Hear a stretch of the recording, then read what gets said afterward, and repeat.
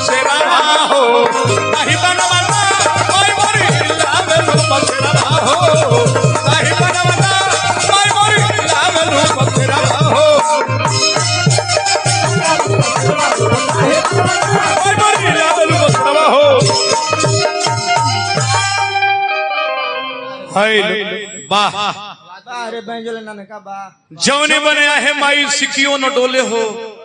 अतौनी बनवाना ना माई मोरे लावेलू बसेरवा हो तौनी बनवाना मतलब यही बा हम सुमिरन गाई तो भक्त ले बेंजोला भरे हां बूढ़ाऊ काका कहिए कि सेटिंग एटिंग बढ़िया बा जवान भाई कहे से कि ना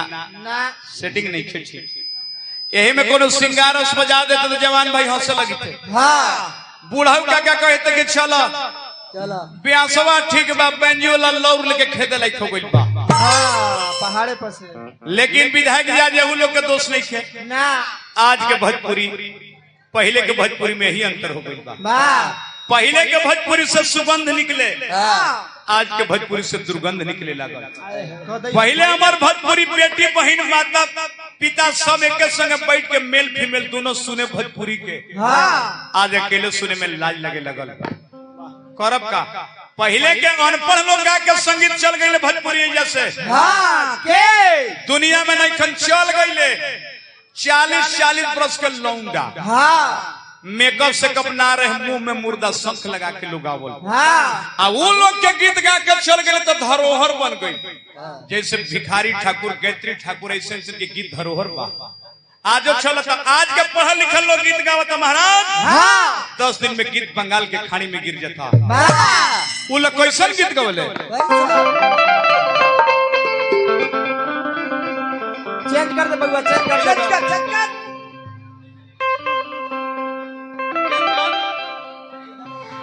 कि अरे लावना बड़ू बाबा रवड़ू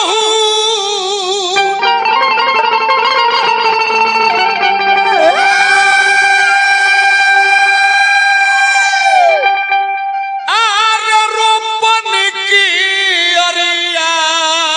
माई के मंदिर है भिरिया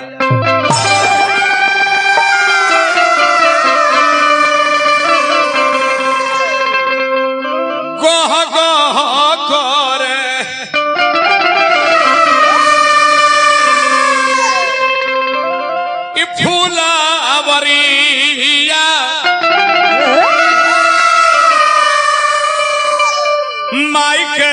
मंदिरिया भिरिया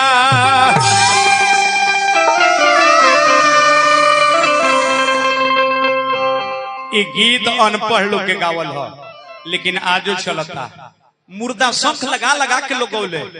अब दुनिया से चल गए आजो निक लगता और के ना गावले के ना के ना के ना के ना हाय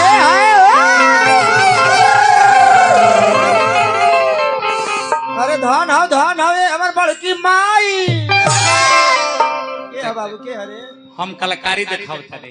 कि कैसे लोग बोले रहे तू बड़की माई कहला माने नीचे धोती नहीं देखत बबुआ अब बड़का पापा कहबो तो लाज लगी बाबू गौतम कैसे लगावो किताबा ना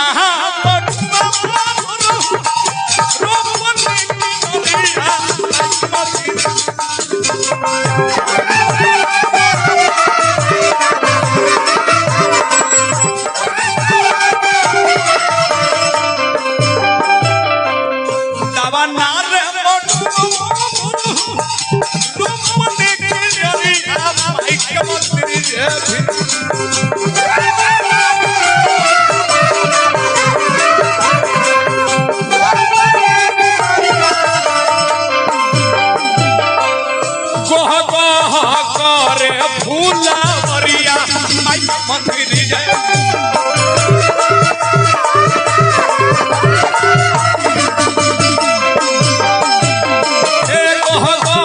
करे फूला मरिया माई के मंदिर भिरिया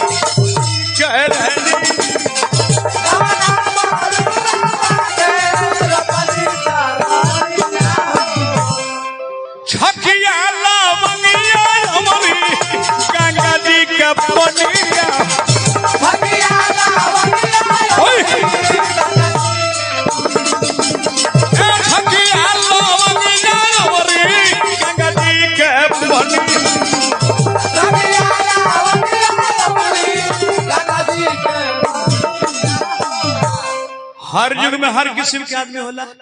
एहू जो हर किस्म के आदमी बानू ये तो पुरान लोग के भाव रहल। एकरे में नवा नवा कमसीन लोग भी गावे गीत तो वो अलग भाव में गावे। अरे के ना यही गीतिया कैसे कैसे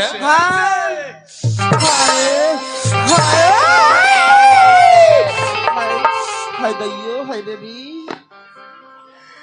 लोढ़ी लोढ़ी फुलवा धरनी अक्षरिया माई के मंदिर भी धरनी अक्षरिया माई के मंदिर भिरिया धरनी अक्षरिया माई के मंदिर भिरिया लोढ़ी लोढ़ी फुलवा धरनी अक्षरिया माई के मंदिर भी धरनी अक्षरिया माई के मंदिर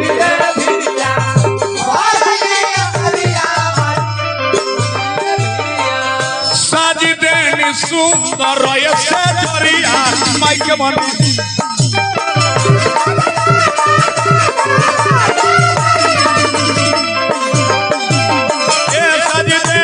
सुंदर से जरिया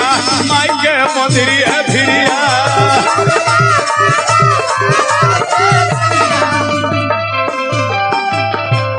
निमिया के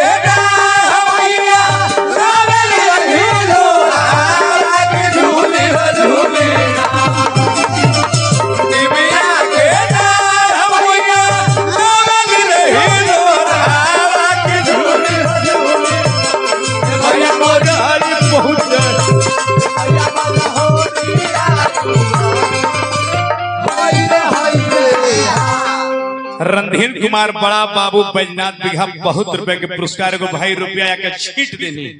भाई को सब पुरस्कार हमारा जोधा बाबा को सब पुरस्कार पर हार्दिक अंतिम पद में कहो जय सजिया सुतले मैया अति सुख निदिया रबा जय सजिया सुतले मैया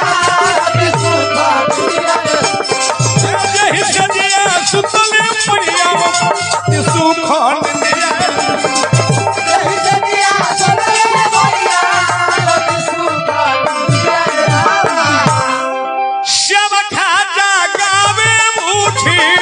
Who